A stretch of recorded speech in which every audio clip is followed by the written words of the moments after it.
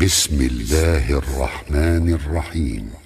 تبارك الذي نزل الفرقان على عبده ليكون للعالمين نذيرا. الذي له ملك السماوات والأرض ولم يتخذ ولدا ولم يكن له شريك في الملك وخلق كل شيء فقدره تقديرا. واتخذوا من دونه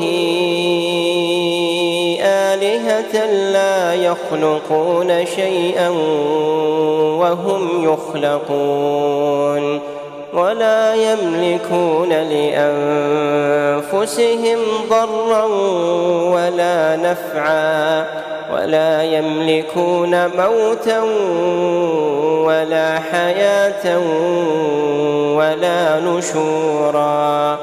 وقال الذين كفروا إن هذا إلا إفك افتراه وأعانه عليه قوم آخرون فقد جاءوا ظلما وزورا. وقالوا أساطير الأولين اكتتبها فهي تملى عليه بكرة وأصيلا. قل أنزله الذي يعلم السر في السماوات والأرض إنه كان غفورا رحيما. وقالوا ما لهذا الرسول يأكل الطعام ويمشي في الأسواق لولا أنزل إليه ملك فيكون معه نذيرا أو يلقى إليه كنز أو تكون له جنة يأكل منها. وقال الظالمون إن تتبعون إلا رجلا مسحورا. انظر كيف ضربوا لك الأمثال فضلوا فلا يستطيعون سبيلا. الرحمن الرحيم الملك القدوس السلام المؤمن العزيز العليم اللطيف الخبير السميع البصير. Şol gökleri kaldıranın, donatarak dolduranın, ol deyince olduranın 99 adıyla Euzubillahimineşşeytanirracim, Bismillahirrahmanirrahim. Kıymetli Rehber TV izleyenleri, bir iftar sevinci programına daha hoş geldiniz, safalar getirdiniz efendim. Hayırla geldiniz, hayırlar getirdiniz. Sofranızdan bereketiniz, yüreğinizden imanınız ve ihlasınız eksik olmasın. Fani ömrümüz Ramazan, ahir ömrümüz de bayram olsun. Ahirimiz de evvelimizden hayırlı olsun, bereketli olsun efendim. Bugün yine çok önemli bir konu, kıymetli bir konumuzla beraber, bir üstadımızla, bir ağabeyimizle beraber konuşacağız. Kur'an diyeceğiz. Ramazan biliyorsunuz birçok şeyi gündemimize taşıyor. En önemli hususlardan birisi de Kur'an-ı Azimuşşan'dır. Bugün Ramazan ve Kur'an başlıklı iftar sevinci programımızı eğitimci, yazar hocamız Gazi Kılıçparlar'la konuşacağız. Hocam hoş geldiniz, sefalar getirdiniz. Hoş bulduk, teşekkür ederim. Nasılsınız, iyisiniz? Hamdolsun, sağ olun. Sizler nasılsınız? Elhamdülillah bizler deyiz. Allah afiyetlik versin. Hocam bizim usulümüzdür. Önce bir ezgiyle başlarız. Şöyle biraz kulaklarımızın pasını sileriz. Yüreklerimizin bam teline dokunuruz. Dönüşte de biz müsaadeniz olursa sohbetimize başlarız. İnşallah. Müsaade var mıdır hocam? Tabii. Eyvallah, sağ olun.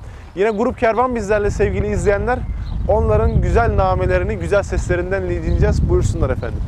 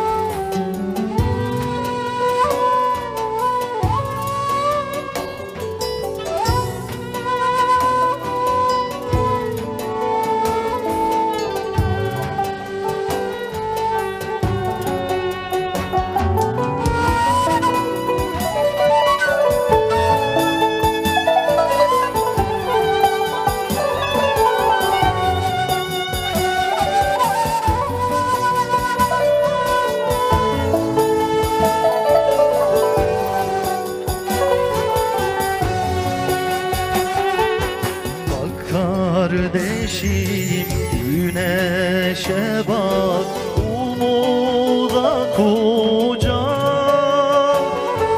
Çiçek çiçek tohum verecek umutlar yine. Çiçek çiçek tohum verecek umutlar yine.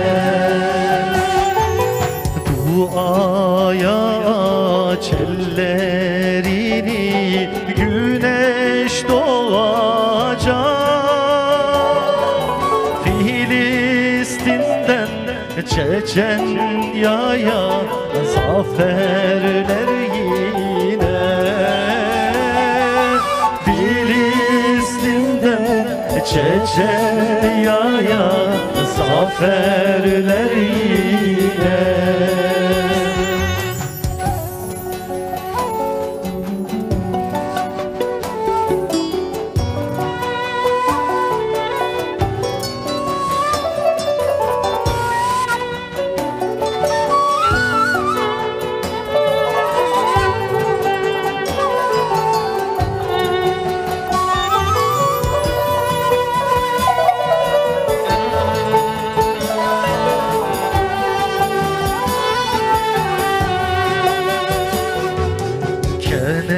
Kenetlense ellerimiz, yüreklerimiz, omuz omuza dağlar dağlara kavuşur yine.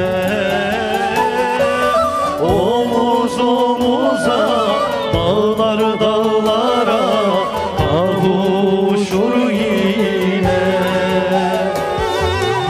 Yürek yüreğe sarılırsa yüce kitaba,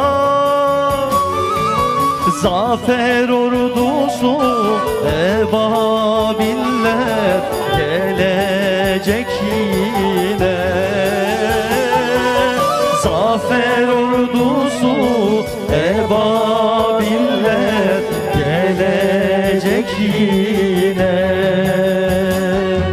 Zafer ordusu ebabiller gelecek yine.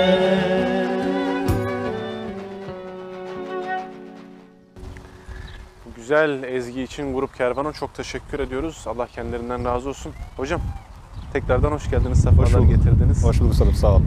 Hocam şimdi malum haliniz, Ramazan birçok şeyi beraberinde gündemimize de taşıyor. Sahuru gündemimize taşıyor, teravih gündemimize taşıyor, iftarı gündemimize taşıyor, fitreyi gündemimize taşıyor, yardımlaşmayı, dayanışmayı gündemimize taşıyor. Fıtratımıza, özümüze dönmeyi gündemimize taşıyor. En önemli hususlardan birisi de filhakika Kur'an-ı Azimuşşan'ı gündemimize taşıyor. Yani bu dönemde, bu ay içerisinde daha çok Kur'an'la hemhal oluyoruz. Daha çok Kur'an'ın o güzel ayetlerini temaşa ediyoruz. Kur'an'ın bu şekilde gündemleştirilmesini siz nasıl değerlendiriyorsunuz üstadım?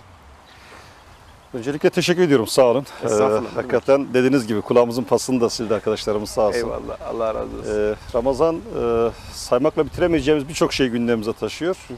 Sizi buraya taşıdı, Adana'mıza. Eyvallah, Allah razı olsun. Bizi bu programa taşıdı, bu çok Eyvallah. önemli. Tabii ki burada en önemli taşıdığı şey Kur'an. Yani çünkü Ramazan ayı Kur'an'ın doğduğu ay. O açıdan Ramazan'ı konuştuğumuz her mecliste Kur'an'ı konuşmuyorsak kesinlikle işin büyük bir kısmı eksik kalıyordur. O açıdan Ramazan ve Kur'an iki tabir birbirinden ayrılmaz bir şekilde karşımıza çıkıyor. Ramazan ayında indi malum Kur'an-ı Kerim. Dolayısıyla Ramazan ayında inmiş olması bizim 1400'lük geleneğimiz içerisinde Kur'an'ı Ramazan ayında yeni bir gündem olaraktan ele almayı da bir gelenek haline getirmiş durumda. O açıdan gündemle ilgili iki şey söylemek belki mümkün. Ramazan Kur'an'ı gündeme taşıyan bir ay. Kur'an vahiy gündem olan bir kitap. Aynı zamanda gündem belirleyen bir kitap. Yani bu ikisini ayrı ayrı ele almak lazım belki de. Birincisi vahyin indiği dönem itibariyle vahyin o günkü toplumda, o günkü yönetim erkinin tamamının gündeminde olması, onun gündem olması çok belirleyici bir şeydi. Fakat bir müddet sonra vahiy gündem belirleyen bir şeye döndü. Bu birbirinden ayrılmayan bir şey. Gündem olmak biraz nesnel bir ilişki gibi. Biz öyle değerlendirmiyoruz. Yani vahyin, Kur'an'ın gündem olması onunla öznel bir ilişki kurmamız gerektiğini ifade ediyor. Biraz da onu çağrıştırması gerekiyor. Peki nasıl gündemimiz Kur'an olacak? Kur'an nasıl gündeme taşıyacak? Tabii ki şu an en çok okunan kitap, insanların en fazla eline aldığı kitap olaraktan Kur'an-ı Kerim birinci sırada. Eyvallah. Favori kitabımız. Fakat bununla oluşturduğumuz gündemlerimiz gerçekçi mi? Yani malum 2 yıldır pandemiyle ilgili bir süreç yaşadı ülkemizde, dünyada. Evet hocam. İnsanlık bir şey yaşadı. Bu yaşananların akabinde Ramazan geldi ve vahiy tekrar gündem belirlemek üzerinde tekrar elimizde. Dolayısıyla vahye gündem belirleme öznelliğini atfetmemiz, tekrardan onunla buluşturmamız önemli bir hareket noktası. O açıdan Kur'an'ın gündem olması konusu hakikaten onunla kuracağımız ilişki biçimiyle alakalı bir şey. Yani mesela Kur'an'da inen ilk sureler, şöyle Nüzul suresiyle ilgili baktığımızda, indiği andan itibaren Mekke'nin en seçkin ortamlarında, en belirgin siyasi ortamlarında konuşulur hale gelmiştir. Darun Nedve'de konuşulur hale gelmiştir. Mesela çok belirgin olan sureden bir tanesi Nebe suresi. Amme yeteseelun anin nebe'il azim. Onlar neyi konuşuyorlar, neyi soruşuyorlar? O büyük olan haberi mi? Ellezihum fihi muhtelifun, ki o haberde ihtilafla düştüler, ayrılığa düştüler diyor. Bu ne anlama geliyor? Yani vahiy inmesiyle birlikte indiği andan itibaren bir şekilde o günkü Kureyş toplumunun, Kureyş cahilesinin, Darun Nedve'nin en küçüğünden en büyüğüne gündemini belirleyen bir kitap haline gelmişti. Her yerde konuşuluyordu ve bu konuşulma onun gündem belirleme özelliğini ortaya çıkarıyordu. Dolayısıyla bugün dünyanın işte pandemidir, Ukrayna-Rusya savaşıdır, birçok meseleyi konuşurken, belki de ekonomidir, iktisattır, Evet. birçok şeyi konuşurken vahyin gündem belirleme özelliğini tekrardan ona kazandıracak bir okuma biçimini gündemimize almamız gerekiyor. O zaman da Kur'an'a biraz farklı yaklaşımla alakalı bir husustur değil mi? Yani şimdi siz Kur'an'ı sadece yüzünden okuyup onun ilerleyen dönem şeylerde, sorularımda bunu da soracağım ama yani esasında istediğiniz her sorunun cevabını orada bulabiliyorsunuz. Yani pandemiyle alakalı söylediğiniz, ekonomikle alakalı hususları söylediğiniz, ne bileyim işte küresel kaosla alakalı hususları söylediğiniz. Siz biraz da bakış açınızla alakalı o zaman. Yani Kur'an'ın hangi perspektifinden bakarsanız bulabileceğiniz bir cevap vardır. Doğru mu üstadım? Doğrudur. Yani ben iki açıdan bu yaklaşıma bakış getirmeye çalışayım. Bir tanesi şu, bir defa şunun adını koyalım. Kur'an, Rabbimizin bizimle konuştuğu kitabın adıdır. Eyvallah. Hiçbir konuşan anlaşılmamak için konuşmaz. Kesinlikle. Dolayısıyla Rabbimiz bizimle konuşuyorsa bir anlam, bir anlaşma zemininin oluşması gerekiyor. Kur'an okuyucusunun, kârinin, Kur'an'ın muhatabının okuma esnasında, kıraat esnasında, tilavet esnasında böyle bir şey oluşuyorsa amaç hasıl oluyordur. Ama sadece lafız boyutunda kalıyor, ötesine geçilmiyorsa, mana anlaşılmıyorsa, maksat görülmüyorsa orada bir problem vardır. Bu birincisi. İkincisi de belki bu tür başlıklara vahyin indiği andaki o ilk dönem Peygamber Aleyhisselam'ın hayatındaki kesitlerden bakmak gerekiyor. Bir defa vahiy Hira mağarasında miladi 610 yılında bir Ramazan ayı içerisinde Peygamberimize inmeye başladı. Şimdi burada şu soru aklıma, Peygamber Efendimiz'e niye bir şehirde değil de ıssız bir dağın başında bir mağarada geldi? Yani bunu sormak lazım. Bu soruya yaklaştığımız, bu sorudan gittiğimiz zaman da şunu görüyoruz. Özellikle vahyin geliş sürecinin hemen öncesinde Peygamber Aleyhisselam'ın ciddi anlamda tenhalara çekildiğini, ciddi anlamda bir arayış içerisinde olduğunu görüyoruz, okuyoruz. Yani o halde şunu çok net diyebiliriz. Arayışı olana vahiy sesleniyor, iniyor. Derdi olana Allah Hiras'ı da bir şey gönderiyor. Dolayısıyla o arayışı olmayanın Kur'an'la kuracağı ilişki biçimi, bugünkü mukabele dediğimiz gelenek ya da hatim, cüz dediğimiz uygulamaların tamamında kârinin, okuyucunun, muhatabın Kur'an'a bir meselesini arz etmesi, bir arayışıyla oraya müracaat etmesi gerekiyor. Arayışı olduğu zaman o kendisine bir şey söyleyecektir. O zaman kendisine tırnak içerisinde inmeye başlayacaktır. Ama arayışı yoksa, sorusu yoksa, meselesi yoksa, sadece bir hatim sevabı almak için gidiyorsa, inşallah onu alıyordur. Onda bir sıkıntımız yok ama daha ötesine geçmek gerekiyor. Bununla alakalı siz kalbe inme mevzusundan bahsettiniz ya hocam. Biliyorsunuz Kadir Gecesi'nin hangi gün, Ramazan'ın içerisinde hangi gün olduğu biliyorsunuz yani tartışmalı bir konudur. Yani genelde alimlerimiz, İslam uleması 27. güne işaret ederler ama ben bir yerde güzel bir söz okumuştum. Kur'an'ın kalbine indiği gün senin Kadir Gecendir. İsterse son 10 günde olmasın. Yani aslında Kadir Gecesi'nin gizemli kalması, vaktinin, zamanının tam net ifade edilmemesi bile bir arayış içerisinde olmamız gerektiğini... Orada da bir işaret var, Evet, değil bir mi? arayış içerisinde olun diyor. Biz şunun çok net idrakındayız. Bu Ramazan'ın feyizinde de bunu görmemiz gerekiyor. Yani arayışımız hep olacak. Bulduğumuz zamanlar da olacak. Ama arayışımız bulduklarımızdan daha kıymetli. Onu bitirmeyeceğiz. O Değil mi? sürekli devam etmek zorunda. Eyvallah. Selman da zaten öyle bir arayışın nihayetinde zaten hidayete vesile olmadı. Hidayeti bulmadı mı hocam? Evet, yani? evet. Yani arayana gerçekten de Mevla veriyor. Yani sonuçta aynı ayetler, aynı kelamdan bahsediyoruz. O kelam birilerini aldı, bir yerden bir yere değiştirdi ve toplumu dönüştürdü. Eyvallah. Ama aynı ayetlerle muhatap olan insanlar, büyük bir kesim maalesef o değişim ve dönüşümü istenilen oranda yaşayamıyor. Dolayısıyla burada Kur'an'a yaklaşım tarzımız, ondan beklentimiz, ona neyi arz ediyoruz, ne için müracaat ediyoruz konusuna iyi yoğunlaşmak gerekiyor. Ramazan da bunu sağlayacağımız en önemli ortam. Zira Ramazan'da inmiş olmasının, bizim Ramazan'da mukabele geleneğimizi geliştirmemizin bir noktası da belki hikmetinden sual edecek olursak Eyvallah. şöyle bir şey de karşımıza çıkıyor. Yani oruç olan insan daha dingindir, daha kendini dinleyen bir yerdedir. Daha böyle metabolizmasını yavaşlatmış, daha çok okumaya, daha çok böyle etrafı gözlemlemeye doğrudur. Vahyin ilk emri de okudur zaten. Dolayısıyla sanki iniş anı, inme biçimi ve insanın o anki hazır oluşu bu konuda çok çok önemli.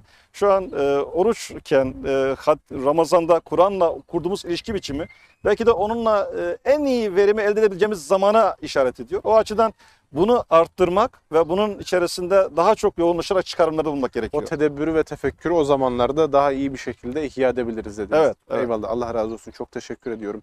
Şimdi hocam bir de Kur'an okumalarımızda Kur'an'ın üslubu açısından dikkatimizi çekmesi gereken sizin de malumunuz ki çok farklı noktalar var. Yani Kur'an-ı Kerim'in farklı farklı üslupları var. Yani Allah Celle Celaluhu bir yerde yaratmış olduğu bazı cisimlerin üzerine yemin ediyor. Bazı yerlerde Allah Celle Celaluhu rahmetini ön plana çıkartıyor. Bazı yerlerde Allah Celle Celaluhu kevni ayetlerinden bahsediyor. Kainatın yaratılışından bahsediyor. Bazı yerlerde Allah Celle Celaluhu celalini, gazabını, gadabını ön plana çıkartıyor.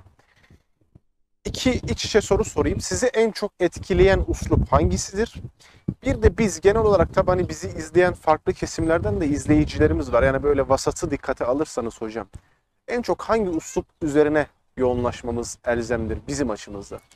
Şimdi aklıma gelmişken söyleyeyim. Tabii, buyursunlar. Tolstoy'un şöyle bir ifadesi var. Tüm muhteşem hikayeler iki şekilde başlar diyor. Birincisi ya birisi yolculuğa çıkıyordur der. İkincisi ya da şehre bir yabancı gelmiştir der.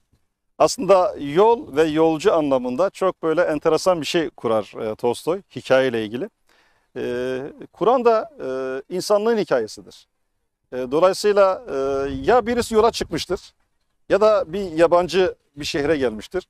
Hakikaten yola çıkan vardı. Peygamber Aleyhisselam Hira'ya boşuna çıkmadı. Bir arayışın yolculuğuyla oraya vardı. Ve hikaye oradan başlıyor. İnsanlık tarihini resmediyor, Kur'an önümüze koyuyor. Dolayısıyla Kur'an'da hakikaten üslup daha indiği ilk seslenişle birlikte kendisini ele veriyor, dikkat çekiyor. Ulumul Kur'an diye Kur'an ilimleri denilen müstakil bizim bir disiplinimiz var. O disiplinde vahyin iniş tarzları, vahyin hitap tarzları, üslubu ile ilgili epey ayrıntı vardır. Mesela Kur'an'daki surelerin 114 surenin neredeyse tamamının kendine has bir başlangıcı var. Yani kimisi hurufu mukatta dediğimiz bir takım harflerle seslenir. Kimisi işte biraz önce belirttiğimiz Alak suresindeki gibi ikra emriyle başlar. Kimisi ya eyyühellezine amenu diye bir kitleyi, bir hedef toplumu öne koyarak bir şey söyler, onlara söyler. Ya da soru sorarak başlar. Ben sonuncusunu biraz açarak konuşayım. Yani Kur'an'ın, vahyin gerek başlangıcı, gerek içerisindeki ayetlerin her birinin kendine ait bir üslubu ve bir tarzı var. Kur'an'da en fazla dikkat çekici üslup ne dersek, ben sonuncusunu altını çizmek isterim. Hakikaten Kur'an soru soran bir kitaptır. Yani bu önemli, eğitimde önemli. soru soran öğrenir, soru sorulan da öğrenir. Dolayısıyla Kur'an bize soru soran bir kitaptır. Birçok yerde bazen surenin başında, bazen konunun akışı içerisinde bir yerde, bazen de finalde, son noktada soru sorarak muhatabını. Soru sormak muhatabı mevcut durumundan öteye taşıyan bir eylemdir. Yani soru sorulmadan önceki biz ile soru sorulduktan sonraki biz arasında yani fiziksel anlamda bir fark olmayabilir ama düşünsel anlamda ciddi bir farklılık vardır. Zihinsel olarak hareketlenme başlar. Soruyu duyan muhatap zihninde bir yolculuğa çıkar. Bir hareket içerisinde, hareket eylemine müracaat eder ve sonuçta bir yerlere dokunmaya başlar. Dolayısıyla Kur'an'ın en önemli üsluplarından bir tanesi, öne çıkan üslup bir tanesi soru sormaktır.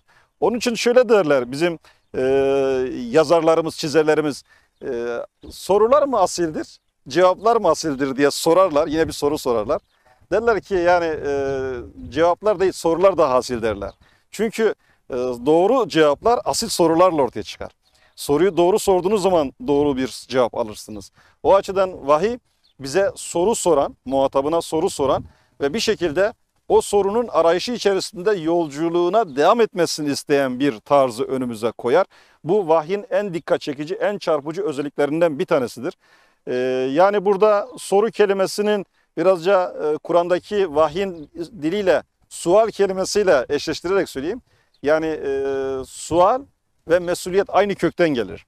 Dolayısıyla sual sorulan mesuldur aynı zamanda. Üzerine bir mesuliyet kesbediyor değil mi? Yani mesul olmayana soru sorulmaz. Ondan kalem kaldırılmıştır. Ona bir soru sorulmaz. Eyvallah. Yani mesulsa yani bir suale cevap vermesi beklenen bir yerdeyse ona soru sorulur. O yüzden Kur'an'da Tekvir suresinde Allah Teala kıyametle ilgili işte sahneyi önümüze koyarken ki Resulullah Aleyhisselam öyle diyor. Kim kıyamet anını gözüyle görüyormuş gibi yaşamak istiyorsa şu 3 sureye müracaat etsin diyor.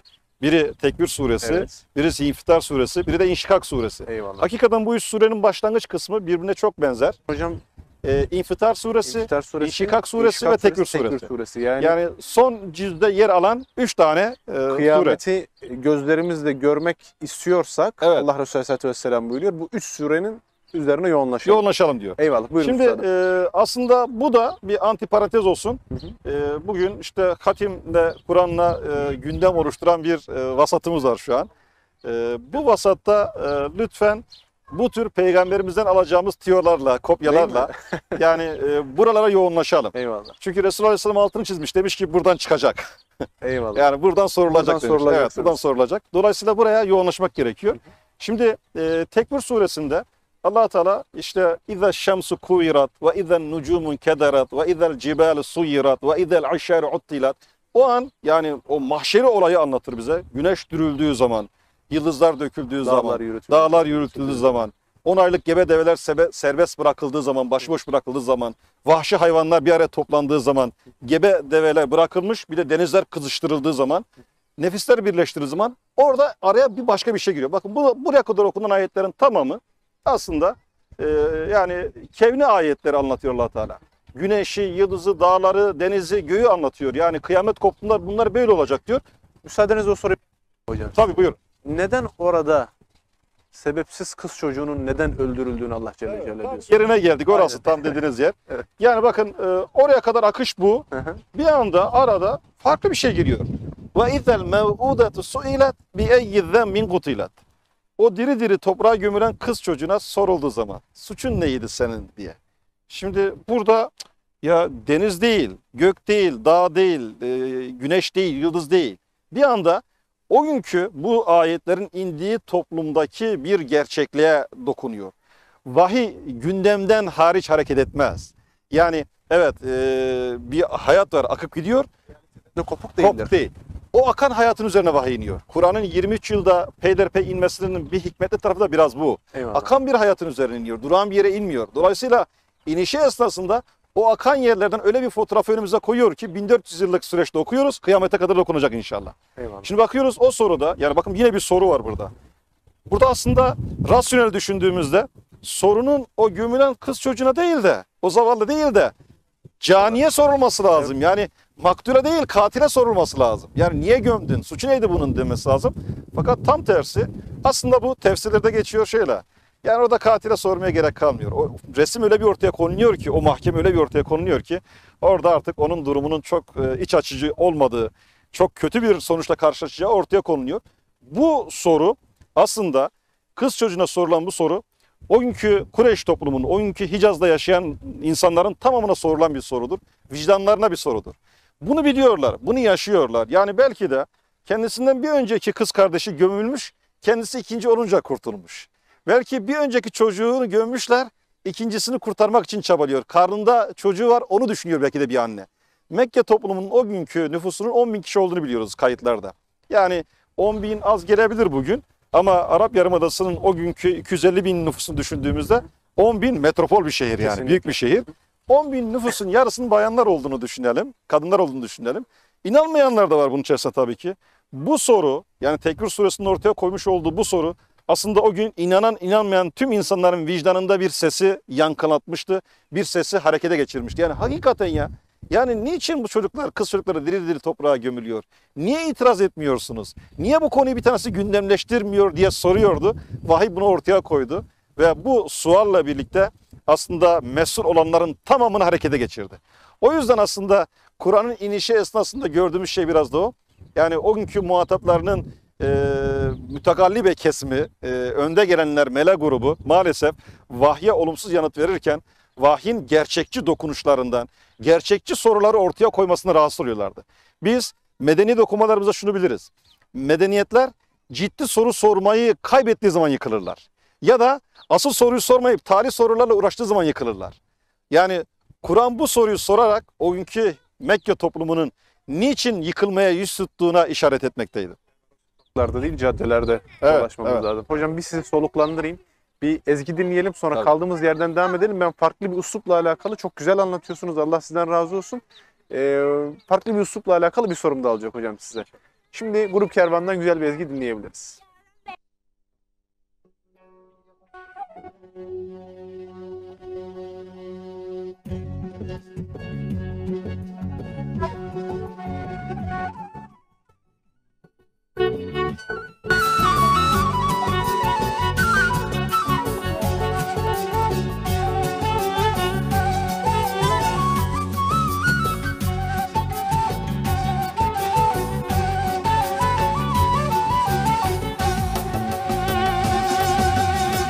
Milyonlarca insan Ramazana akıyor. İçimde bir yare durmadan kanıyor. Gözün bin bir tane hayale dalıyor. Nur yağan Ramazana berata geldi. Nur yağan Ramazana berata geldi. Sen Habibsin Hakk'a göreyim bir defa. Dünyanın içinde kimi sürdü ki sefa. Kainata rahmet Muhammed Mustafa. Nur yağan Ramazana berata geldi.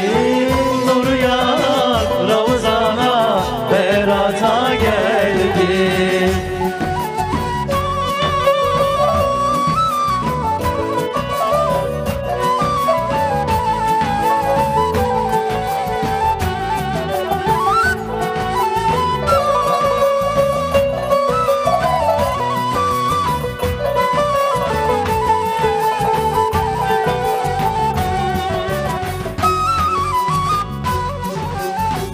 Sen de sen gel beri, alemin serveri.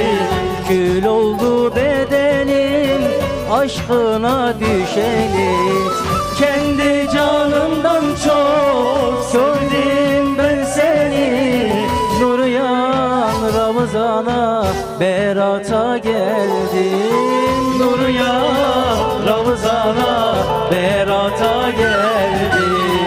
Sen Habibsin Hakk'a göreyim bir defa. Dünyanın içinde kimi sürdü ki sefa. Kainata rahmet Ramazana berata geldim. Nur ya Ramazana berata geldim. Nur ya Ramazana berata geldim.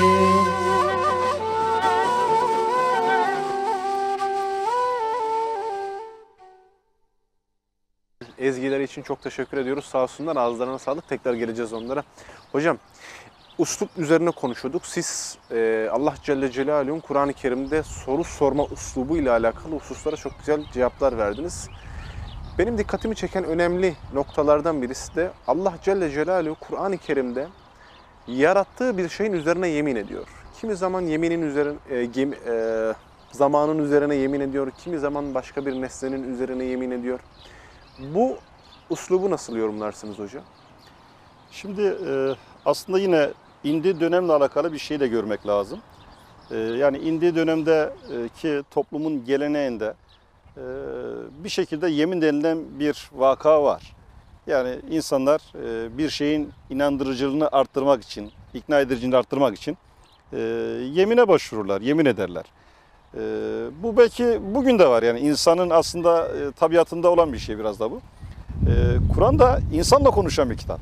Yani sonuçta muhatabı insan. Allah Teala hiç yaratan yarattığını bilmez mi diyor Mülk Suresinde.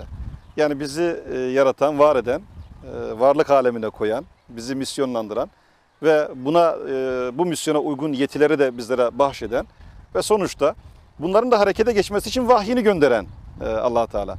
İşte bu gönderiş esnasında bizi yaratanın bizde var olan, bizde bulunan bir mekanizmayı devreye sokmak, harekete geçirmek noktasında kullandığı üsluplardan bir tanesi de yemin.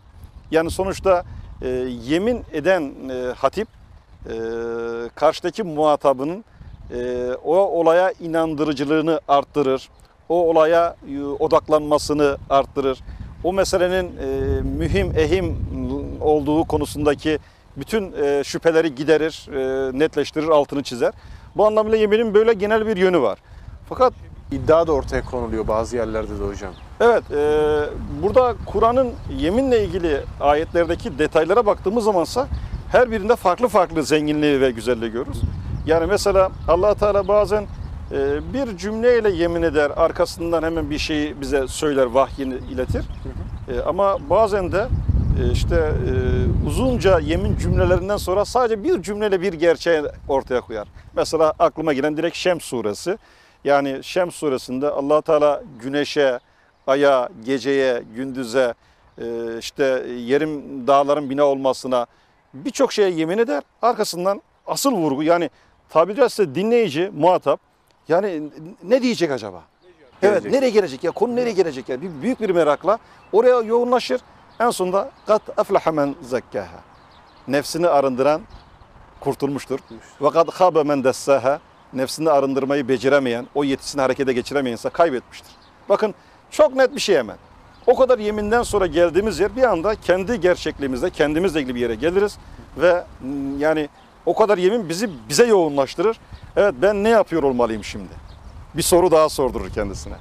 Yani belki burayı çok açarız ama Buyurun vaktimiz var. Konu oraya gider ama bir cümleyle söyleyeyim.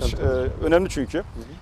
Bakın varlık aleminde kendiyle ilgili soru sorabilen, ben neyim, ben nasıl oldum, ben neden oldum, niçin oldum sorusunu sorabilen tek varlık insandır. Evet. Dolayısıyla insan suala muhatap olduğu gibi soru sorabilen bir varlıktır. Onu insan kılan da aslında tam burasıdır.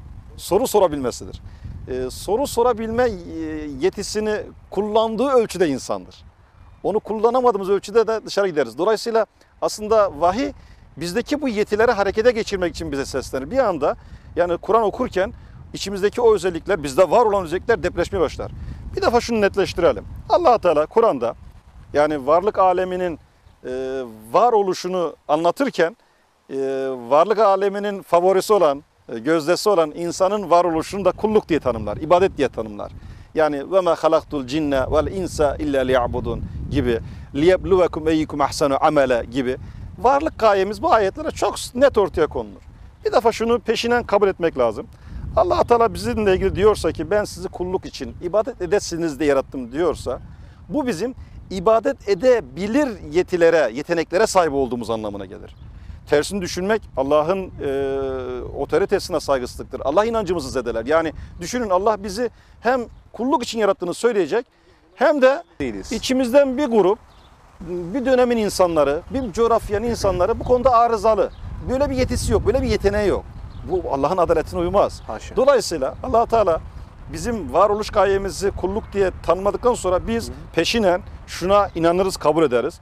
Biz bunu gerçekleştirme, o kulluk denilen şey neyse bunu yerine getirmeye bir hakkın yetkiniz aslında. Bunu kabul ederiz. İşte buradan baktığımızda Allah Teala okuduğumuz ayetlerin sonunda bize döndürür olayı. Kendi varlığımızla ilgili soru sormamızı ister. O yüzden insan soru sorabilen bir varlık ve sorduğu ölçüde insan olabiliyor.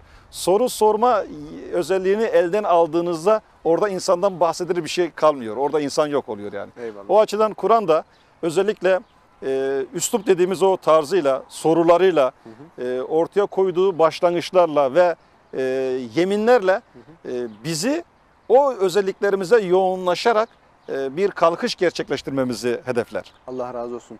Siz az önce bu kullukla alakalı hususları söylediğiniz yani insan demek ki o kabiliyette, o istidatta yaratılmıştır ki Allah bizi bu şekilde tanımlıyor dediniz. Benim aklıma direkt Amener Resul'ün sonu geldi. La yükellifullahu nefsen illa vus'aha. Allah diyor yani Allah kuluna kaldıramayacağı bir yükü yüklemez. Bazen biliyorsunuz imtihan dünyası burası. Farklı farklı hususiyetlerle imtihan oluyoruz. Evladımızda, malımızda, mülkümüzde, annemizde, babamızda, ölümle, yaşamla, sağlıkla, sıhhatle bazen omuzlardaki yükün çok ağır olduğunu, çökeceğimizi hissettiğimiz zamanlar da geliyor. Ama demek ki biz onu kaldırabiliyoruz ki Allah bize o yükü yüklüyor değil mi Sayın Hocam? Yani bugünkü pedagojik formasyon alanında şunu çok net biliyoruz. Gerek eğitimci olarak, gerek veli olaraktan çok net biliyoruz. 8. sınıfın sorusunu 1. sınıfa sormayız. Tabii. Sorduğumuzda bu adaletli olmaz, hakkaniyetli olmaz. Ya insani olmaz yani. Tabii. Yani biz insanı heder etmek için sual sormayız ki yani. Tabii. Dolayısıyla biz beşer olaraktan, bir eğitimci olaraktan, bir öğretmen, bir ebeveyn olarak bile 8. sınıfın sorusunu 1. sınıfa sormaktan kaçınıyorsak, böyle bir yanlışa düşmeyiz diyorsak, Evet. Allah Teala da la yükellifullahu nefsen illa vus'aha, yani herkese kaldırabileceği soruyu sorar, kaldırabileceği şeyle onu karşı karşıya getirir, yan yana getirir ve sonuçta kaldırıp kaldıramamasına göre de bir not verir. Yani o açıdan Allah Teala'nın bize yüklemiş olduğu şeyler bizdeki değerin ortaya çıkması içindir. Yoksa dediğim gibi bizi heder etmek için değildir. Yani biz zaten zor durumdaydık. Daha zora girelim diye Allah vahiy göndermedi. Biz vahyin gelişiyle ilgili, madem vahiy, Kur'an'la ilgili bu ayı konuşuyoruz, vahyin gelişiyle ilgili sünnetullah'a baktığımızda şöyle bir formülü çok net görüyoruz. Bakın formül dediğim için taneleyerek söylemeye, tane tane, madde madde söylemek istiyorum. İnsanlar yoldan çıktıklarında, tekrardan yola girme ümitleri kalmadığında, bütün potansiyellerini harekete geçirdikleri halde bundan noksan düştüklerinde ve Allah rahmetinin bir tecellisi olaraktan içlerinden seçmiş olduğu bir elçiye vahyini indirir. 5 cümleyle söylemeye çalışıyorum. Bir defa insanlar yoldan çıkmış olacak. Evet. Birincisi vahyin geliş anının fotoğrafını çekiyoruz. İnsanlar yoldan çıkmış olacak. Sonra yola girme imkanını tüketmiş olacak. Ne yapıyorsa yapıyor, yola giremiyor yani. Bir şekilde girme imkanı kalmamış. İstidatları el vermiyor. Her şey bir şekilde deforme Şartlar, olmuş. bozulmuş. Allah burada devreye giriyor. Rahmetinin tecellisi olarak da. Rahmet Bakın bu ederek. çok önemli. Allah rahmetiyle tecelli ediyor. Ve bir seçmiş olduğu elçiye, genelde de o toplumun kendi içerisinden vahyini indiriyor. Dolayısıyla vahyin gönderiliş maksadı rahmettir. Vahiy ile kurduğumuz ilişki biçiminin hepsinde, kıyameti okuduğumuz yerde bile sonuçta bir rahmetle ilgili çıkarımı görmek zorundayız. Yani bir arkadaşımız şirkle ilgili bir ayeti okuduğunda konuşuyorduk. İşte inne şirke la zulmun azim, şirk büyük bir zulümdür ayetini, şirk koşan büyük bir sapıklıkla sapmıştır ayetlerini konuşurken, ya dedi bitmişiz demek ki dedi ya. Ya dedi inan dedi şirk varsa dedi yani gitmişiz dedi yani. Ayet buyursun. çünkü diyor ki Allah muhafaza buyursun. onlar dışındaki herkesi affederim ama onları affetmem diyor. Kesinlikle. Şirk, müşrikleri affetmem diyor. Kesinlikle. Şimdi dedik bir de tersten bakalım. Allah diyor ki hepsini affederim diyor. Sadece bununla gelmeyin diyor. Bakın mi? aynı olayı okuyoruz aslında. Evet. Birisinde bittik diye okuyabilirsiniz, evet, çünkü onu söylüyor. Ama sonuçta biz vahiyle kurduğumuz ilişki biçimi bittik demek için değil ki. Bittiğimizi görmek için değil ki. Yani çünkü vahiy yettim kulum çağrısıdır aslında. Aynen O öyle. açıdan orada kurduğumuz ilişki, o ayeti okurken en böyle sıkıntılı yeri işaret eden ayeti okuduğumuz zaman bile oradaki rahmeti görüp, evet, Allah diyor ki kulum affederim seni. Affederim, yani sen günahlarını büyütme, beni büyüt diyor. Beni büyük gör, günahlarını büyütme diyor. Günahlarını, benim affedemeyeceğim günah. Ya şöyle bir şey yok bakın. Bir günahımız var haşa, Allah bile affedemiyor. Ya böyle bir şey olamaz yani. Allah'ın bile gücü yetmiyor. Onun yetki alanı dışında. Olamaz böyle bir şey yani. Dolayısıyla Allah hepsini affedeceğini söylüyor. Yeter ki biz çabamız olsun. Şirk yalnız diyor başka bir şey diyor yani. Onunla gelmeyin diyor. Şimdi bakın, madem Kur'an ve Ramazan diyoruz, o zaman şu an Kur'an'la bugün tahminen 4. 5. cüzler okunuyor olması lazım. Evet şu an hocam. akışımız 5. o. cüzler. Evet, ben de şu an 5'teyim, o yüzden diyorum. Şimdi yani Nisa suresinde geçti. Bir önceki günde geçti yani. Nisa suresinde. 48. ayet, 116. ayet kerimesi. Yani şirk koşanın dışındakileri bağışlayacağını söyleyen ayetler. Lütfen değerli izleyicilerimize seslenmek istiyorum. Hakikaten bu ilişki biçiminin kalitesini arttırabiliriz. Madem Biraz vahiyle. tefekkür üzerine değil mi hocam? Tabii yani konu bulalım. Soru sorarım Kur'an'a. Kur'an bize soru soruyor bu miktarda. Bizdekini harekete geçiriyor. Biz de suallerimizle gidelim Kur'an'a. Elimizde şirkle ilgili bir başlık olsun, ona gidelim. Rahmetle ilgili bir kavram olsun, onu bulalım. Ya rahmet geçiyor, bir dakika bir daha okuyayım şurayı diyelim yani. Rahmet okuduğumuz her yerin altını bir daha çizelim, bir daha okuyalım. Olmadı bir mealine bakalım. Olmadı bir tefsirine müracaat. Ama sonuçta şunu yapmaya çalışalım. Bakın bu ilişki biçimi sağlıklı olur. Bizde genelde toplumda öyle bir şey var. Kadir Gecesi'nde hatimini bitirmek için biraz hızlı okumak. Hatta yetiştiremiyorsa başkalarına verir. Evet. Anne işte benim Yani yerime okur musun? 20 sayfadan fazla okumak gayretleri vardır. Evet. Güzel bir uygulama. Ben tebessüm ediyorum. Güzel bir uygulama. Ama şöyle değil. Ya ben erken bitirdim Kur'an'ı. Ya bunu çok duyduk. Şöyle olsun. Ya bitiremedim bu sene ya. Takıldım bir ayeti. Geçemedim ya. Bir ayeti takıldım. Geçemedim arkadaş. O ayet beni sarstı. Başka bir şey oldum yani desin yani. Ya bir sureyle tanıştım ki ya bambaşka bir şey desin yani. Yani sonuçta Kur'an takılıp kalalım diye bir sure değil yani. Takılmayalım. Ama sonuçta Kur'an'la kuracağımız ilişki biçimi bir ayetimiz olsun her cüzden. Evet. Toplamda 30 tane olsun. Kulağımıza küpe olsun. Rehberimiz olsun. Elimizden tutsun. Bir yerde gözümüzü açsın. Bir yerde ayağımıza fren koysun. Bir yerde gönlümüzü açsın. Ne bileyim yani sonuçta bir ayetimiz olsun. Okuduğumuz o 20 sayfalık yerden işte onlarca ayetle o an tanışıyoruz, temasa geçiyoruz, Evet. bir iletişim kuruyoruz.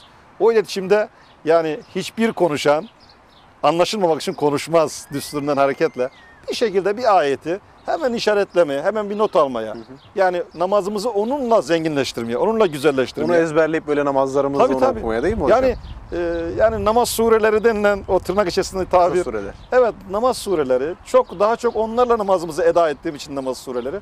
Ama Kur'an'da namazda okuyamayacağımız hiçbir sure yok. Eyvallah. Ben şahsen bir yerde Yasin suresiyle namaz kıldıran bir hoca gördüğüm zaman çok hoşuma gidiyor. Değil mi? Yani o sureyi öyle bir alana indirgemişiz, öyle bir alana hapsetmişiz ki başka yerde hiç tanışmıyorsunuz, görüşmüyorsunuz. İşte Perşembeyi Cuma'ya bağlayan gecelerde okunur. Kabristan ziyaretlerimizde Evet. okuruz. Ama başka bir yerde Yasin suresi okunmaz. Yani şey değil, Allah Teala biz kullarına seslenirken ya kullarımın merasim törenlerinde okuyacağı bir şeye ihtiyacı var deyip sure göndermiş değildir yani. Yasin suresi o değildir ki zaten kendisi de liyunzire men kana hayya. Hayat sahibi olanlar için diyor. Yani ya surenin kendisi bile hayat sahibi olanlarla irtibatlı olması gerektiğini söylüyor. Biz ölüler Ama biz okuyoruz. onu ölülerle irtibatlı hale getirip Direkt istiyoruz. aklıma şey geldi üstadım. Direkt Üstad Mehmet Akif Ersoy'un güzel bir sözü vardır bir şiirinden. Der ki inmemiştir hele Kur'an şunu böyle bilin. Ne mezarlıklarda okunmak ne de fal bakmak Evet, için. evet. Değil mi? Aynen öyle. Yani Kur'an'la kurduğumuz ilişki biçimi bizim yeniden kalkışımızla ilgili olması lazım. Merhum yine Kur'an şairlerinden İkbal öyle diyor. Diyor ki Allah bu Kur'an'la dirilelim diye bize gönderdi. Ne hazindir ki bugün biz rahat ölelim diye okuyoruz diyor. Yani hakikaten bakın Kur'an'ın gönderiliş maksadı ne? Gönderen niçin gönderdi? Dirilelim diye. Biz ne için onu gündemleştiriyoruz, ne alıyoruz? Yani ben yaşanmış bir hikayemi de anlatayım. Tabii buyurun lütfen. Yani bu şehirde bir komşum böyle bir akşam vakti çok telaşlı bir şekilde Kapıyı çaldı. Çok böyle telaşlı. Açtım, hayırdır? Ya Kur'an var mı dedi. Yani hiç böyle konuya girmeden direkt sordu. Kur'an var mı dedi. Ya var, hayır dedim. Ya Kur'an dedi. Döndüm tabii. Kur'an aldım, Kur'an uzattım. Ne dedi ya? Annem dedi can çekişiyor, sekaret halinde, son nefesinde Kur'an lazım dedi. Neyse tabii bir şey konuşma halimiz yok. Kur'an aldı gitti. Şimdi tabii düşünüyorum. Yani komşumuzun evinde Kur'an yokmuş. Bunu anlıyorum. Buna mı üzüleyim? Anası ölürken başucuna koyacak, okumak için değil, başucuna koyacak. Rahat ölmesi için başucunda tutacak. Son dakika gereken bir nesne yani gibi görüyor. Bu olmamalı yani. Evet. Kur'an'la ilişkimiz bir ihtiyaç durumuyla ilgili olmaması lazım. Yani izleyicilerimizin de affına sığınarak Estağfurullah. onu kullanat gibi görmemeliyiz. Estağfurullah. Onunla bir sitepme ilişkisi kuramayız. Bir anda ihtiyacımız oldu, tak işin görünce geri çıkar yani. Böyle bir şey olamaz. Aynen. Yani bizim Kur'an'la ilişki biçimimizin hayatımızın her alanına ışık tutan, her alanında bize ufuk gösteren, referans olan bir şey olması lazım. Zaten bakın Kur'an ilimleriyle ilgili kitaplarımızın bir kısmında muhtasar şöyle geçer. Yani niçin Kur'an'a ihtiyaç hissettik? Yani Allah Teala madem bu verileri bizde var kıldı, bu verilerle bu kalkışma, bu dirilme, uyanma olmaz mıydı derler. Olmazdı. Yani şöyle çok basit bir örnekle söyleyeyim. Yakın körlüğü vardır. Bazen yakın şeyi tuttuğunuz zaman göremezsiniz. Yani onu biraz uzak bir mesafeden görmeniz lazım. Bazen bir mekandasınız, o mekanı dışarıdan bir bakışla, perspektifle Ayrıntıyı görmek için biraz geriye çıkmak lazım derler ya. Evet hocam. Geri çekilmeniz lazım. Yani orada göremezsiniz. Şimdi insanın da yaşadığı hayatı, yaşadığı dünyayı, yaşadığı kainatı görebilmesi için farklı bir okumaya ihtiyacı vardı. Farklı bir referans noktasına ihtiyaç vardı. Vahiy o referans noktasıdır. Yani o hayatın biraz dışından gören bir gözün, dışından bakan, değerlendiren bir gözün ve hiçbirisine iltiması olmayan, hiçbirine kayırması olmayan bir otoritenin bir şey söylemesi lazım. Vahiy bize bunu veriyor. O referans noktasıdır vahiy. Dolayısıyla vahiy o referans noktası olarak aldığımızda sadece ihtiyacımız olduğunda belli alanlara ve zamanlara indirgediğimiz bir kitap olmaktan ziyade hayatımızın tamamında elimizden tutan bir gerçekliğe dönüşecektir. Allah razı olsun. Siz esasında çok güzel anılardan bahsettiniz. Bugün arkadaşlarımız da bizim bir sosyal medya mecramız var YouTube'da. Onunla alakalı güzel bir kısa film çekmişlerdi. Ben de ondan bahsedeyim müsaadeniz olursa. Sonra reklama girelim. Bir yaşanmış bir hikaye hocam. Bir ufak bilirsiniz eskiden köylerde imam efendiler her gün işte bir haneye misafir olurlar. Orada iftarlarını veya sahurlarını ederler. İsim zikretmeyelim. İmam efendi bir amcanın evine gidiyor. Kendisi de o köyde çokça sevilen bir zat, imam. O amcanın evine gidiyor. O akşam orada iftar ediyorlar. Masanın üzerinde Kur'an-ı Kerim var. Ev ahalisi de yan tarafta komodinin üzerine bir miktar para bırakmış hocam. Dışarıdan da pencere açık. Pencere açılınca rüzgar esiyor. Rüzgar da paraları dağıtıyor. Etrafa saçılıyor. Bu imam efendi de alıyor hocam paraları. Ne yapayım, ne edeyim? Bakıyor orada Kur'an-ı Kerim var. Kur'an-ı Kerim'in arasına koyuyor yani. Öyle safiyane bir akılla. Alıyor oradan kaldırıyor. Neyse yemekler yeniliyor. İftar ediliyor. Şimdi ev ahalisi de bakıyor. Yani biz imam efendi odada tek bıraktık. Girdik para vardı. Çıktık para yok. Anlatabiliyor muyum hocam? Neyse. Şimdi imamın kalbi kırılmasın diye evin ahalisi, ev sahibi bir şey de söylemiyor. Fakat eskiden böyle sürekli imam efendi ile olan muhabbetine biraz mesafe de koyuyor. Hani bekliyor ki belki bir açıklama yapsın. Ya bir gün oluyor açıklama yok, 2 gün oluyor açıklama yok, 3 gün yok, 4 gün yok, 5 gün yok. Artık o Zanlı öne çıkıyor. zan öne çıkıyor. Selam da vermiyor artık kendisine. Namaza gidiyor. Esselamunaleyküm der demez. Namazı bırakıyor, tesbihatı evde yapıyor. Aradan 1 yıl geçiyor hocam. 1 yıl geçiyor. İmam efendi artık bakıyor ki yani bu amcanın hal ve hareketlerinde bayağı bir değişiklik var. Diyor ki ya diyor amca, sen diyor epeydir diyor ne selam veriyorsun, ne geliyorsun, muhabbet ediyorsun, ne camiye sohbetlere katılıyorsun. Neden diyor bana bu kadar böyle keskin ve net bir tavır aldın? O amcamız da artık bakıyor ki imam böyle yaklaşmış kendisine, ilk adımı atmış, demiş evladım demiş. Ben demiş sana çok dargın, çok kırgınım. Biz seni çok severdik, çok da seviyoruz seni. Fakat diyor hatırlar mısın geçen Ramazan biz seni evimize iftara misafir ettik. O gün bizim masamızın üzerinde para vardı. Biz o parayı orada bırakmıştık. Farkında da değildik. O akşam geldik baktık paramız orada yok. Sen de bize hiçbir şey söylemedin. Yani ihtiyacın varsa keşke gelseydin söyleseydin. İmam efendi oturuyor ağlıyor. Diyor hayırdır evladım niye ağlıyorsun? Amca diyor bu zannına ağlamam da 1 yıldır o Kur'an-ı Kerim'in yüzünü açmamışsın ona ağlarım diyor.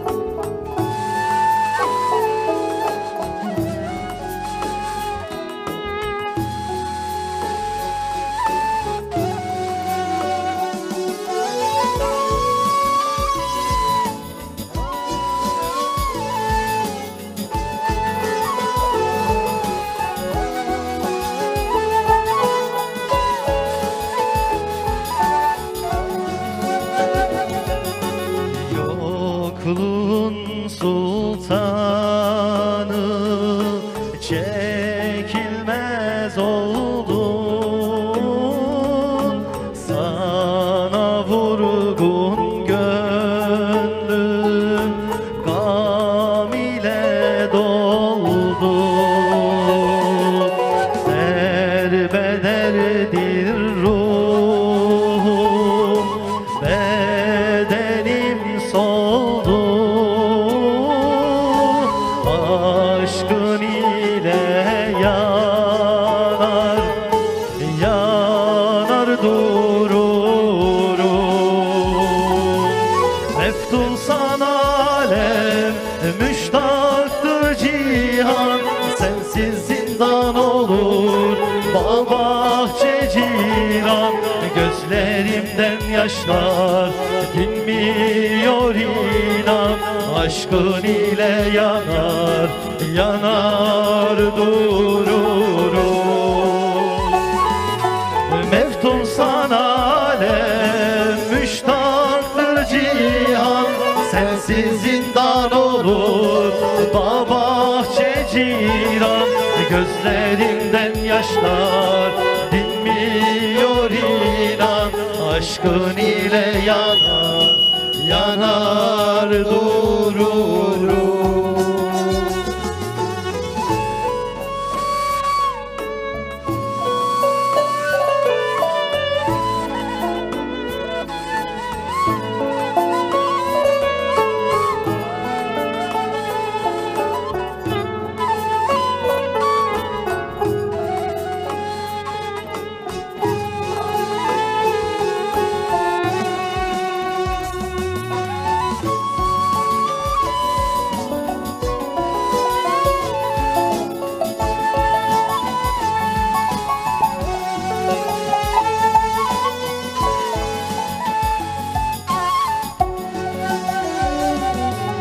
Kurban olsun canım bir tek sözüne,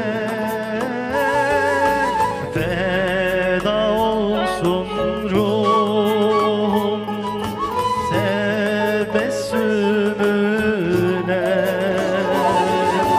Aksın benim kanım, aksın izine, aşkın ile yanar, yanar dururum.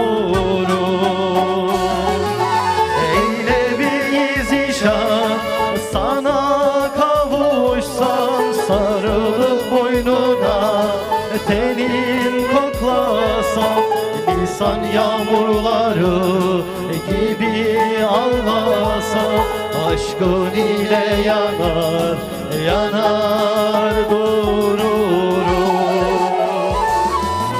Eyle bir zişan, sana kavuşsam, sarılıp boynuna tenin koklasam, Nisan yağmurları gibi ağlasam, aşkın ile yanar, yanar dururum.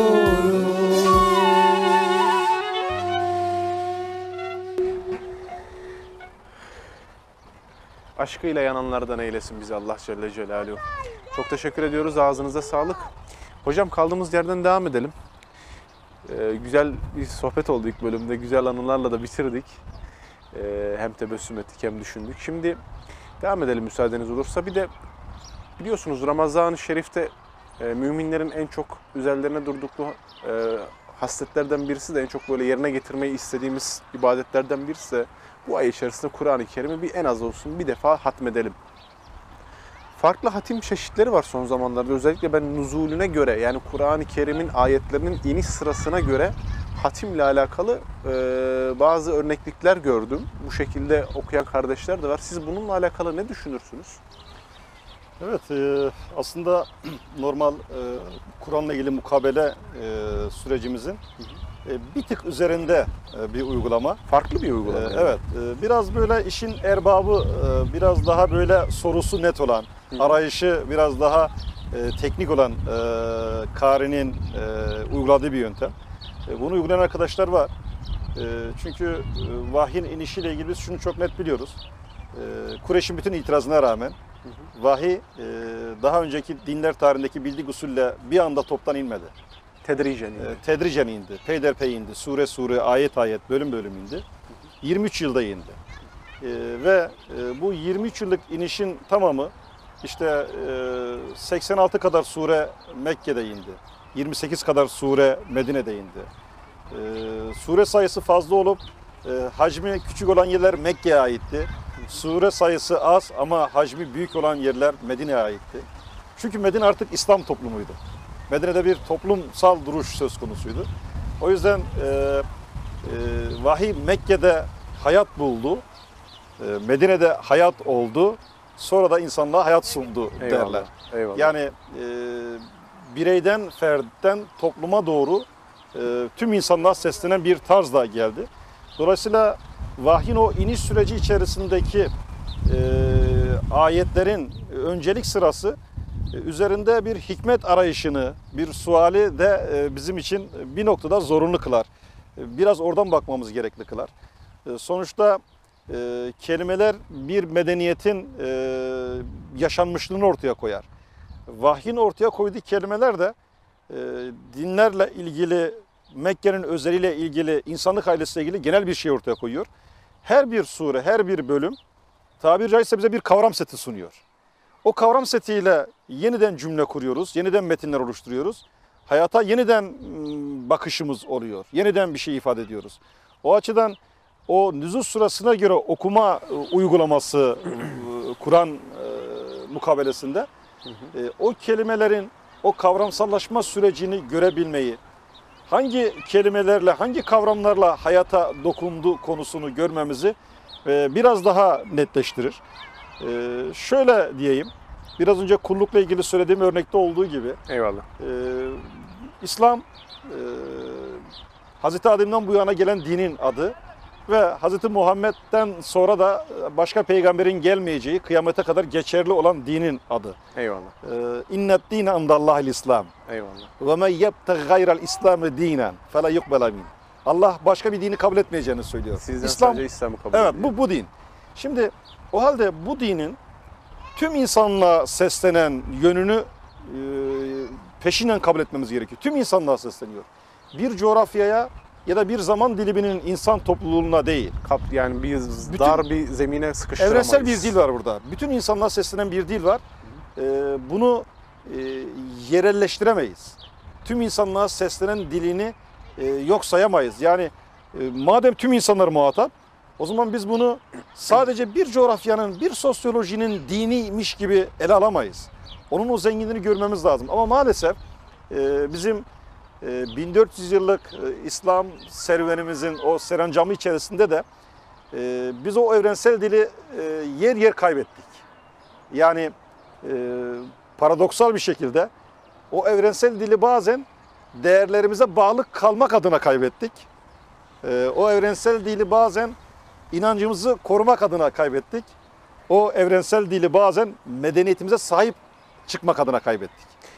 Tüm insanlığa gelen bir din ve tüm insanlığa seslenen evrensel bir dil, biz bunu inancımız, değerlerimiz, geleneklerimiz ve medeniyetlerimiz diye maalesef biraz daralttık. Hocam ben onun öyle olmadığını nereden anladım biliyor musunuz? Umre'de anladım hocam. Allah nasip etti, 2018'de Umre'ye gittim annem ve hanımla beraber. Gittim orada hocam, orada farklı coğrafyalardan Endonezyalısını, Sudanlısını, ne bileyim İskandinav ülkesinden gelen bir işte Müslümanı, Kırımlı bir Müslümanı ben orada görünce, oradaki bayanları, oradaki erkekleri görünce Kur'an'ın ve bu dinin evrensel olduğunu ben oradan öğrendim. Yani çok böyle basit bir örnek vereyim hocam. Hani bilirsiniz bizim toplumumuzda tesettürle alakalı şekil ve usul tartışmaları yapılacak ya, işte hangi renk olacak, şöyle mi olsun, böyle mi olsun. Ben orada Afrikalı bayanların, Afrikalı o ablalarımızın, kardeşlerimizin rengarenk çarşaflarına hayran kaldım. Oradaki Endonezyalı ablaların, kısacık boylular zaten, böyle öyle güzel giyiniyorlar, öyle güzel bir tesettürleri var ki. Dedim demek ki bir kalıba sığdırılamaz bu. Evet. Yani belli bir kalıba, belli bir renge, belli bir şekle sığdırılamaz. Hakeza erkeklerde de öyle. Yani ben burada basit bir örnek olsun diye tesettür üzerinden örnek verdim ama o evrenselliği orada görüyoruz. O evrenselliği gerçekten orada görüyoruz. Yani özellikle İslam'ın o evrensel dili dediğimiz şeyi biz sosyal hayatı kurarken çok karşılaşıyoruz. O acıyı yaşıyoruz. Ya da tırnak içerisinde siyasi alanlarla ilgili ele aldığımız zaman bunu çok belirgin yaşıyoruz. bir tipolojiye indirgiyoruz, bir yere indirgiyoruz. İslam tarihinde vahiy mektupları, davet mektupları dediğimiz bir başlığımız vardır. Evet. Vahyin gelişinin hemen onunla birlikte farklılaştığı bir dönem. Hudeybiye Barış Anlaşması. Eyvallah. Şimdi davet mektupları o günün Gassa'nın melikine gönderildi. Yemen'in Dükkas'ına gönderildi. Bizans kralına Mısır'ın gönderildi. Mukavkıs'ına gönderildi. Bizans'ın işte Kaiser'ine gönderildi. Pers'in Kisra'sına gönderildi. Yani Arap Yarımadası'nın çeperindeki devlet ve imparatorluklara Ve gönderildi. farklı medeniyetler değil mi Farklı hocam? toplumlara gönderildi. Farklı yönetim biçimlerine gönderildi. Farklı din kesimine gönderildi. Ve orada hiçbir şekilde hemen şu yönetim biçimini ilga ediyorsunuz, şöyle bir şey geçiyorsunuz yok. Eyvallah. Yani hatta İslam tarihinde Yemen valisi eski Pers'in valisidir yani. Eyvallah. Yani sen bunu kabul et ve devam et denilmiştir. O görevi devam ettirmiştir. Sonuçta bazen bir şeye zorlamak, siyaseten ya da sosyal anlamda bir şeye zorlamak. Evet, bu coğrafyanın bir gerçekliği olabilir bu. Ama hemen yanı başımızdaki coğrafyada o başka bir şeydir o yani. Onu başka bir şey olma ihtimalini yadsımamamak gerekiyor, görmek gerekiyor. O açıdan Hazreti Ömer'in hakikaten Peygamber Aleyhisselam'ın vefatından sonraki o kısa dönem içerisinde İslam medeniyetine katmış olduğu, İslam yönetim biçimine katmış olduğu bir takım üretimler çok kıymetlidir. Eyvallah. Yani Pers'in divan denilen teşkilatını almış gelmiş İslam devletinin içerisinde uygulanır hale getirmiş. Hiçbir zaman için okumalarımızda şöyle bir şey yapmamışız. Ya nasıl olur yani mecusilerin bir uygulaması bize nasıl gelebilir diye itiraz etmemişiz yani. Güzelse almışız. Yani evet uygulanabilir bir şeyse, bize bir katma değer oluşturacaksa onu almış, rahatlıkla uzun sürede uygulamışız yani. Eyvallah. Sonuçta yani insanlığın totalı İslam'ın totalıdır. Eyvallah. Yani eğer Allah Teala ki öyle Kur'an'da öyle diyor, her topluma peygamber gönderdiğini, her dönem insanları peygambersiz bırakmadığını söylüyorsa, yani insanlığın birikimi o peygamberliğin izlerini taşıyarak, üstüne koyarak bir yere geldi.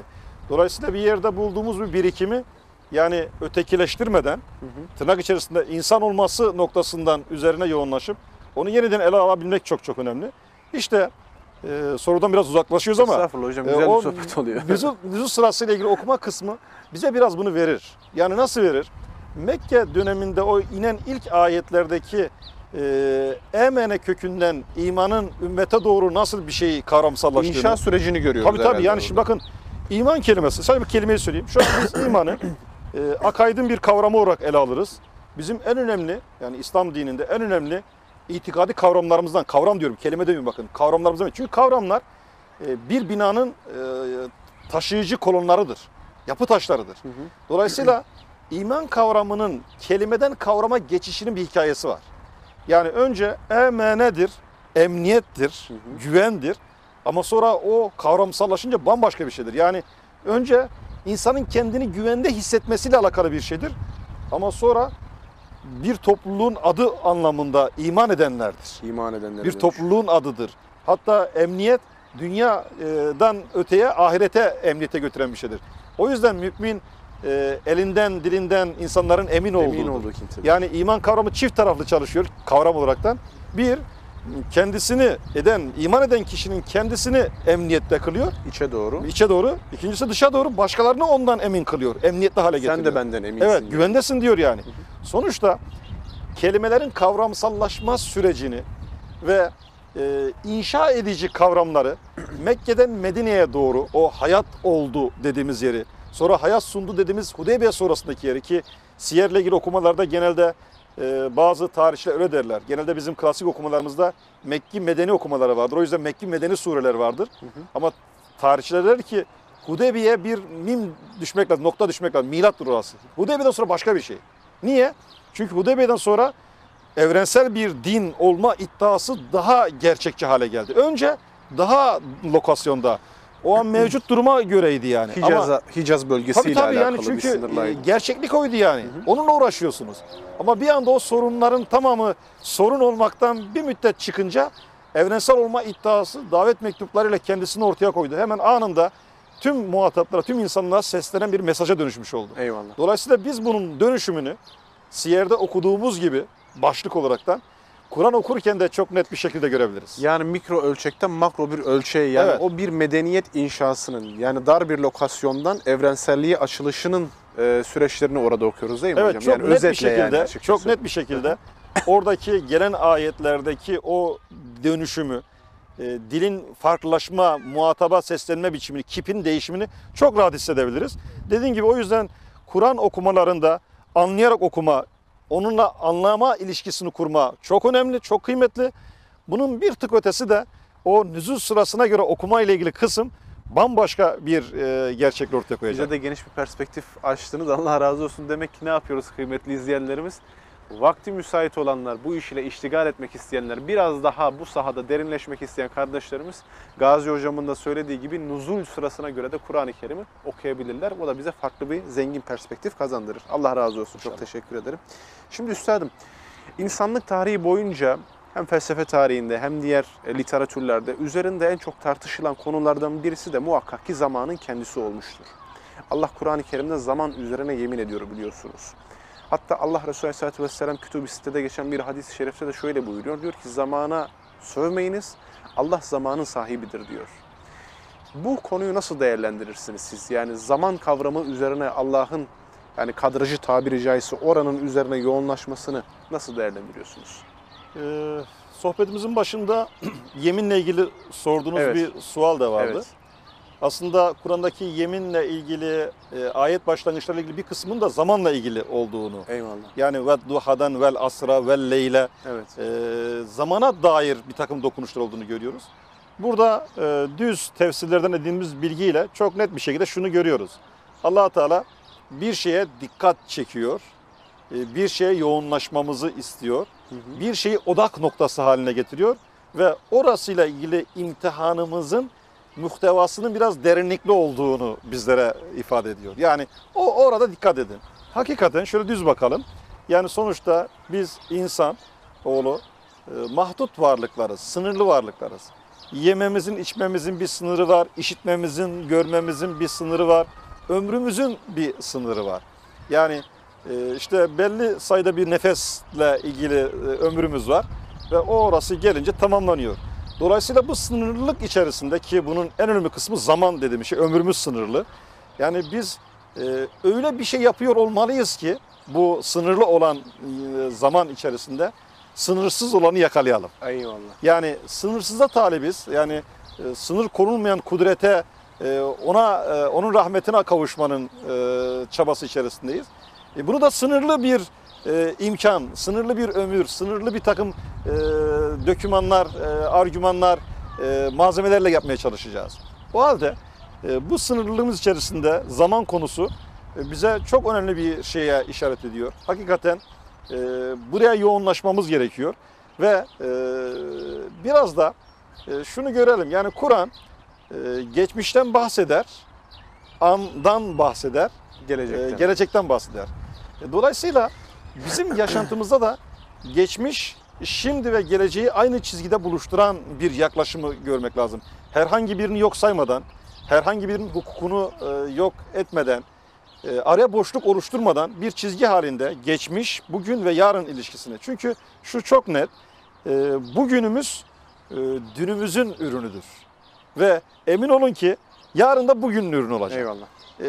Biz de Türkiye'deki Müslümanlar olaraktan, yani bir muhasebe yaptığımızda, çok böyle meşhur kullanılan tabirle 100 yıllık bir muhasebe yaptığımızda, yani biz nasıl bir durumdayız? Kârda mıyız, zararda mıyız? Ya da İbn-i Kayyum el-Cezvi'nin Sabredenler, Şükredenler kitabı vardır. Evet. İnsan Yayınlarından çıktı bir ara, böyle kampanyalı, çok Evet. revaçta okunan kitaplarımızdan. Evet. Şimdi orada kitabın ana konusu şu. Biz Müslüman olaraktan, fert ya da Müslüman toplum olaraktan sabrederken mi daha çok ilahi olanla irtibatlıydık? Şükrederken mi? Şimdi sabır sıkıntı anlarına ait daha çok kullanılan bir tabir. Şükür de bolluk, Ferah nimet, anlarına. imkan anlarıyla ilgili kullanılıyor. Şimdi daha çok bizim kendi yaşantımızda da birçok arkadaşımız öykünürken dün daha iyiydik mottosu çok öne çıkıyor. Yani Evet. dün neydik ya, yani çok samimiydik falan. Şimdi Evet yani dün kendi içerisinde çok değerliydi, çok kıymetliydi. Dünümüz de bugün olduk. Yani bugünle dün arasında bir boşluk yok. Oradan buraya geldik. Ve bugünü de iyi anlarsak yarın buradan oluşacak. Şimdi o 100 yıllık muhasebeyi yaptığımızda acaba sürekli sıkıntılı anlarımızın ne kadar daha verimli olduğunu konuşup nauzubillah kendi kendimize sıkıntılı yanı tekrar mı talep edeceğiz Allah iyi olmak için? Yoksa şükrettiğimiz anın da kıymetli olduğunun üretimlerini mi yapacağız? Ki nimetimiz arttırılsın değil mi? Tabii yani şöyle diyeyim. Yani o sıkıntı anında bir nicelik kıyaslamasıyla bakalım. Yani 10 tanenin 9 tanesi nitelikli de olabilir. O bolluk anının 10 tanesinin 2 tanesi nitelikli olabilir. Nicelik ve niteliğe baktığımızda. Fakat şunu deme şansımız yok. Biz o sıkıntılı andaki azı istiyoruz. Yani o az olalım yani. Biraz belayı istiyormuşuz evet, gibi. Yani, o yüzden yani Müslüman andan kopuk olamaz. Eyvallah. Yani sürekli geçmişte yaşayamayız. Ya evet geçmiş oldu, bitti, yaşadık, bitti yani. İyi yaptık, kötü yaptık. Muhasebesini yapalım. Ama o günden geçmişte buraya kaldı geldik. yani o. Evet ama sonuçta hani tilke ümmetun kad halat leha ma kesebat ve lekum ma kesebtum. Yani onlar bir ümmetti, geldi geçti. Geçtiler. Siz onlardan sorulmazsınız yani. Ya peki bize onlar niye anlatılır?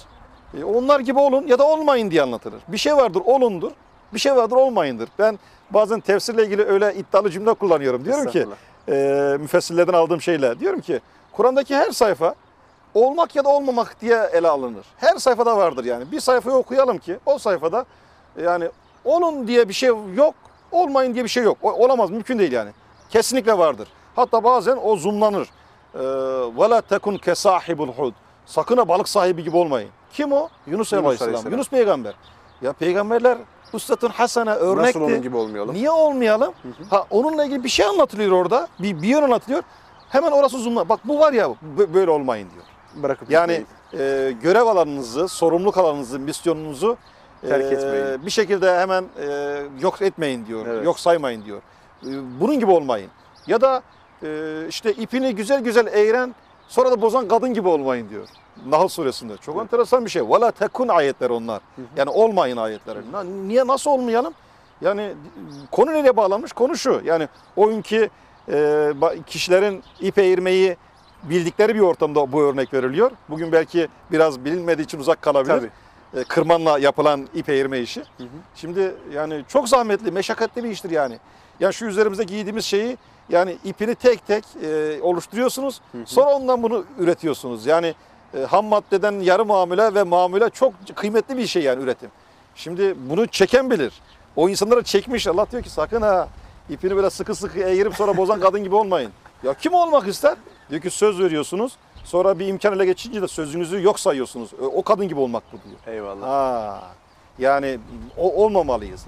Ya da işittik deyip de işitmemişler gibi olmayın diyor. Eyvallah. Yani Enfal suresinde. Eyvallah. İşittik ama işitmemiş gibi davranıyorsun. Olma diyor yani sen işittiysen işitmiş gibi davran diyor yani. Eyvallah. Sonuçta anı kıymetli görmek gerekiyor. Yani şu an Kur'an'la en fazla temasa geçtiğimiz, iletişime geçtiğimiz andayız. Bu anı en optimum düzeyde değerlendireceğimiz yaklaşım neyse, bize hangisi faydası olacaksa ona yoğunlaşmamız gerekiyor. Yani anı yaşamak, yine Tolstoy ile ilgili bir örnek vereyim. O İnsan Neyle Yaşar kitabında çok güzel örnek verir. Çok küçük hacimli ama çok nefis örnekleri vardır. Harikadan Evet, mükemmel diyor bir ki, kitaptır. Tavsiye ederiz. İnsan için diyor en kıymetli an içinde bulunduğu andır. bulunduğu andır. En kıymetli kişi o andaki kişidir diyor. Muhatabıdır. En kıymetli iş o andaki iştir diyor. Bakın 3 kıymetli sayılıyor. An çok kıymetli, andaki kişi çok kıymetli, andaki işimiz çok kıymetli. Evet. Şimdi bazen modern hayat maalesef anı yaşamamıza müsaade etmiyor. Yani şu anı yaşayamıyoruz. İşte Adana'dayız. Burayı yaşayamıyoruz. Buranın güzelliğini selfie yaparak dondurmaya çalışıyor. Ya yaşamak lazım aslında, tamam. Haz ve hız zamanındayız Evet. hocam, ondan dolayı. Yani biz tam o dediğinize dokunarak söyleyeyim. Hakikaten biz vakfesi olan insanlarız. Kur'an okurken bizim o vakfe durak işaretlerimiz vardır. O durak işaretleri nedir? Bazı yerlere durdur. Bazı yerlerde durmadır. Bazı yerlerde durdunsa biraz geriden gel bir daha bak orayadır yani. Eyvallah. Durak işaretleri, vakfe. Biz vakfesi olan toplumlarız. Yani haccın rüknüdür vakfe Arafat'taki. Eyvallah. O duruşu yani kendimizi dinlemek, kainatı dinlemek, o huşu, dinginliği sağlamak gerekiyor. Ama modern hayat hızlı internet bağlantısını, hatta hızlı fast food, hızlı yemeği, bu araba kaç yapıyor hızı ya da hızlı okuma tekniklerini, hızı öne çıkararak bir şey söylüyorum. Başına hız koyduğumuz her şey kıymetli hale geliyor. Sürümü artıyor. Detayları kaçırıyoruz. Bundan çıkmak, bundan bir şekilde kurtulmak, anı yaşayan, anı kıymetli gören ve şu an anda Kur'ansa, Ramazan ve Kur'an ayıysa bunu tüm yıla yayacak şekilde bir irtibatı, bir iletişimi Allah razı sağlamak, bizimle konuşanın maksadını, manasını üzerinden yeniden kurmak Allah razı zorundayız. olsun. Çok teşekkür ediyorum. Hocam programın sonuna geldik. Ama şöyle bir cümleyle, çok kısa olsun lütfen hocam. Son mesajınızı da alayım, sonra kapatalım. Yani Kur'an üzerine konuştuk, Kur'an endeksi konuştuk. Yani böyle etrafını, mani ayarını cami derler ya, cihan şumul. Şöyle bir özet alsam sizden, sonra kapatayım. Şimdi Kur'an Rabbimizin bizimle konuştuğu kitap. Onun adı. Dolayısıyla onunla kurduğumuz iletişimin her zaman için biz onu görmesek de o bizi görüyor modunda. İhsan şuuruyla. Ve onunla hayatıma ne katabilirim? Yani okuduğumuz ayetlerle hayatı mayalayabilmek. O okuduğumuz ayetlere hayat verebilmek. Bunu yakalayacak bir şey olursa, çünkü inandığımız değerler ancak öyle hayat bulur. Eyvallah. İnandığımız değerler hayat bulmasını istiyorsak okuduğumuz mesajla diri bir ilişkimizin olması lazım. Buna yoğunlaşmamız gerekiyor. Allah razı olsun sizden. Çok teşekkür ederim. Benim için çok keyifli bir sohbetti. Umarım ki öyle ümit de ediyorum. İzleyenlerimiz de çok büyük heybelerine dolduracak öğütler aldılar buradan. Allah sizden razı olsun. Çok teşekkür ediyoruz katıldığınız için. Allah razı olsun. Biz hocam. teşekkür ederim. Sağ olun. Evet kıymetli izleyenlerimiz, bugün Rehber TV İftar Sevinci programında kıymetli üstadımız Gazi Kılıçparlar hocamızla beraberdik. Ramazan'ı konuştuk. Ramazan'da bilhassa Kur'an-ı Kerim'i konuştuk. Kur'an-ı Kerim'e hocamızın çok böyle orijinal yaklaşımları vardı. Bizlere örnek olarak sunacağı, bundan sonra Kur'an'la irtibatımızda en azından bizler için farklı bir perspektif, farklı bir pencere, bakın şöyle de bir bakış açısı var diyebileceğimiz önemli noktaları konuştuk. Eminim bunları bir yerlere not etmişsinizdir. Bundan sonraki bakış açımızı da inşallah buna göre değerlendirelim diyorum. Kapatırken Rabbim tekrardan bugün tutmuş olduğunuz oruçlarınızı kabul etsin. Bizim için de nacizane dua etmeyi unutmayın. Ne yapıyoruz? İlahiyle bitiriyoruz. Esselamunaleyküm ve rahmetullahi ve berekatuhu.